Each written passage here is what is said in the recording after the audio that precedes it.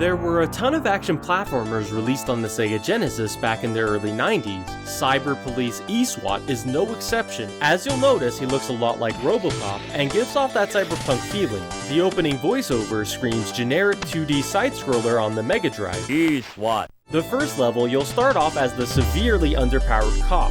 Now keep in mind there is no randomness to any of the enemies. Everything will be in the exact same spot no matter how many tries it takes you. This was very common with a lot of early Sega Genesis released games.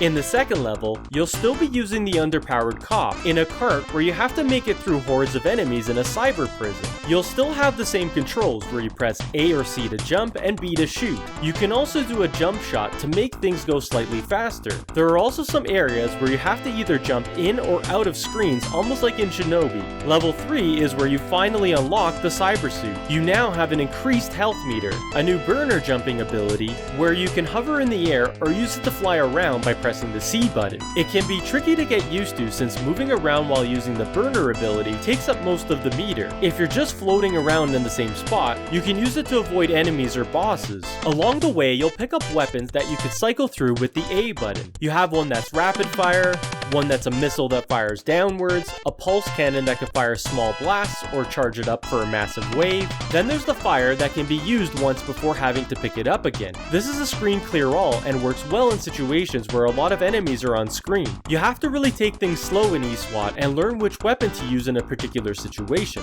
Or you could do what I do and look it up. Thank God for the internet nowadays. The level design is fairly generic. Everything here looks like a 1990 MegaDrive release and to be expected for a game of this time. Sega at the time was competing with the NES and these graphics blew Nintendo out of the water being a 16-bit console. If you compare ESWAT to newer action platformers released on the Genesis like Comic Zone, then of course it'll look dated since the developers figured out how to get the most out of the hardware. I found that ESWAT is challenging because if you die, you'll lose the weapon that you were holding at the time. It's a lot easier to try to give ESWAT a 1cc to keep all of your weapons. In case you are low on health, it's best to try to switch to the regular shot if you're low on health in order to keep the rest of the weapons handy on the next life. The level design does vary between the 8 stages of the game. Let's take this mad scientist stage that you don't have the burner throughout the stage, only the sluggish cyber suit. Here you have this sludge chasing you as an auto-scroller level. The use of the jetpack is fairly unique, like this escalator where you can't touch any of the red platforms, or this area where you're navigating throughout the dark base.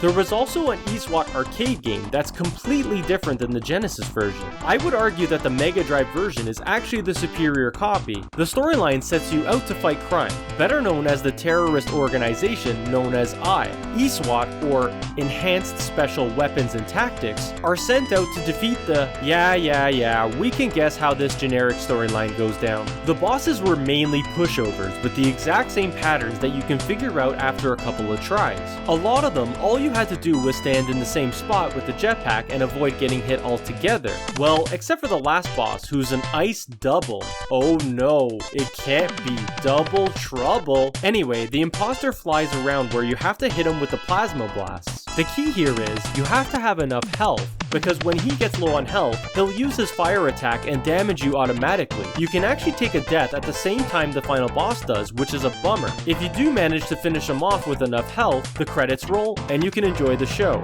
You can find a copy of ESWAT on the Wii Virtual Console, as well as the Sonic Ultimate Genesis Collection on the Xbox 360 and PS3. ESWAT City Under Siege is a good game. It just doesn't do anything better than, let's say, Revenge of Shinobi from the same time frame. So if you're tired of the A-tier action platformers like Castlevania Bloodlines, Quackshot, Rocket Knight Adventures, or Ristar, give ESWAT a go any way you can. I'm the Retro Kingpin.